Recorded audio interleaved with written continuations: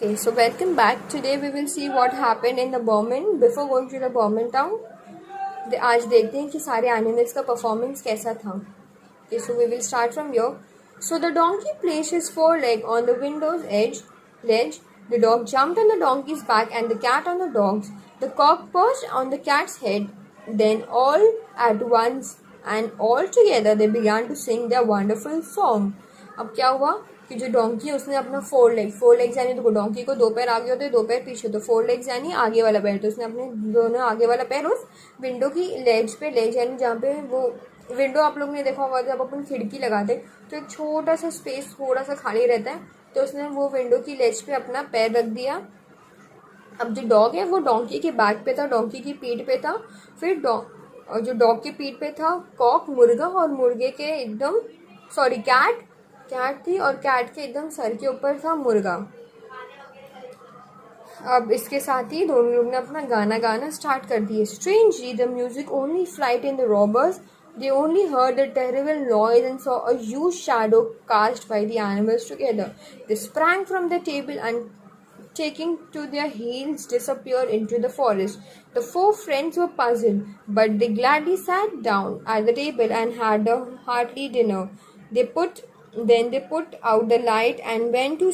तब क्या हुआ कि अचानक में जो उन लोगों ने जब गाना स्टार्ट किया तो उसमें से एक अजीब सी डरावनी आवाज़ निकल रही थी. Because see dog, donkey, cock, dog, cat, जब ये चारों जन मिलेंगे और कुछ एक साथ में बोलेंगे तो you will get a very weird sound, काफ़ी अजीब सी आवाज़ आएगी. तो ये आवाज़ से सिर्फ वहाँ जो अंदर रॉबर्स बैठे थे दे गॉट वेरी फ्राइटेंड. ये टेरिबल आवाज़ से लोग डर गए.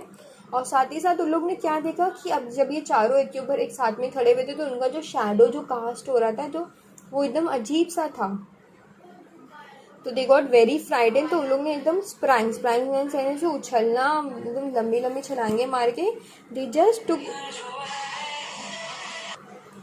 तो इनकी आवाज़ सुनने के साथ जो रॉबर्स है वो लोग यहाँ वहाँ भागने लगे और उन लोग ने फॉरेस्ट में जाके एकदम से गायब हो गए.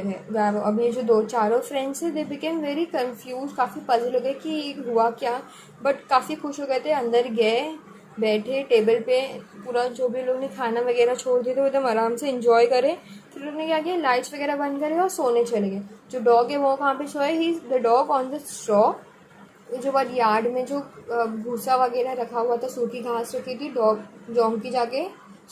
जाके वहाँ पे सो गया. The cat near the sorry वहाँ जाके कौन सा है लेटेस्ट सी, हाँ, the donkey slept on the yard में जो घास वगैरह रखी थी डोंकी जाके वहाँ पे सो गया. जो कैट है वो स्टोव के वहाँ पे सो गया. The cat near the stove. The dog on the door mat and the cock on the beam of the roof. जो डॉग है वो डोर मैट पे जाकर सो गया और जो कॉक है वो छत पर रूफ पे जाकर सो गया. Now the robbers had not gone very far. The leader saw the house became dark and quiet, so he sent a man to see if it was safe to go back to the house. The robbers had kept all their stolen riches in the house and wanted them back. Now, जो robbers है लोग काफ़ी दूर नहीं गए थे, लोग जंगल के पास ही थे. तो उसका जो लीडर है, उनका जो सरदार है, उसने देखा कि अब जो हाउस जो है वो काफ़ी अंधेरा हो गया, वहाँ पे काफ़ी शांत हो गया. तो उसने अपने एक आदमी को भेजा कि जाकर देख करो अब यहाँ पे जाना सेफ है क्या, क्योंकि उनका जो सारा चोरी किया हुआ सामान था, सारे जो रिचेस थे वो वहाँ पर ही रखे हुए थे. The man went into the house on tiptoe. He saw the cat's eyes and thought they were burning coals. He tried to pick up one to light his candle, but it frightened the cat. The angry cat flew at him and scratched his face. This frightened the robber. He turned to run out of the house. अब क्या हुआ, जो man है वो घर के अंदर गया. टिपटो यानी एकदम जो अपन टोस के ऊपर चलते हैं ना, पैर की उंगलियों पर चलते, दैट इज होना टिपटो, बिना आवाज़ करे. तो उसने क्या देखा, उसने कैट की वो चमकती हुई आईज देखी. तो उसको क्या लगा कि ये है कोयला है, वो उसकी आँख कैट नहीं, वो कोयला है. तो वो क्या करते हैं, उसके पास एक कैंडल रहता है, तो वो कैंडल को वो कोयले से बर्न करने के लिए वो कोयला समझ के वो कैट के पास जाते हैं उसको उठाने के लिए.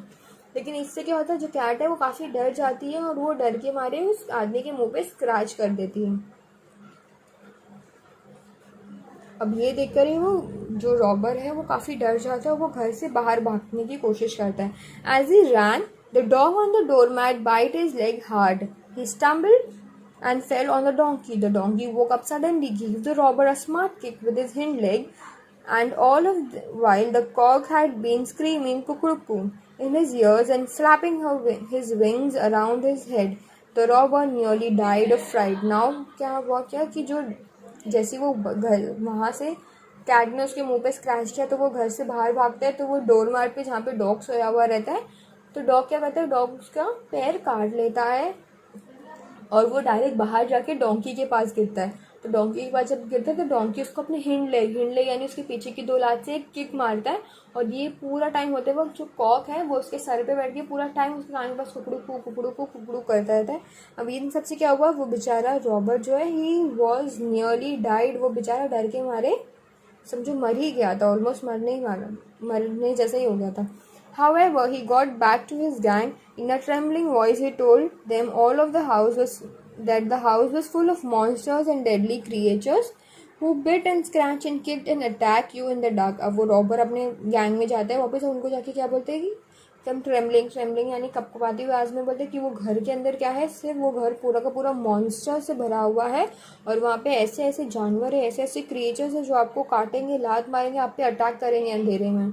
So the robber never went back to the house. The 4 friends found enough money in the house to live on there in happiness and comfort.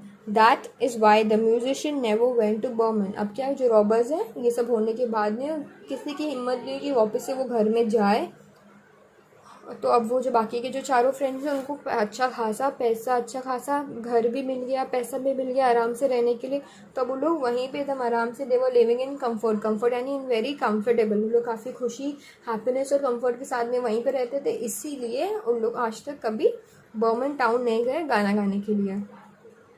It was a very funny story. Thank you.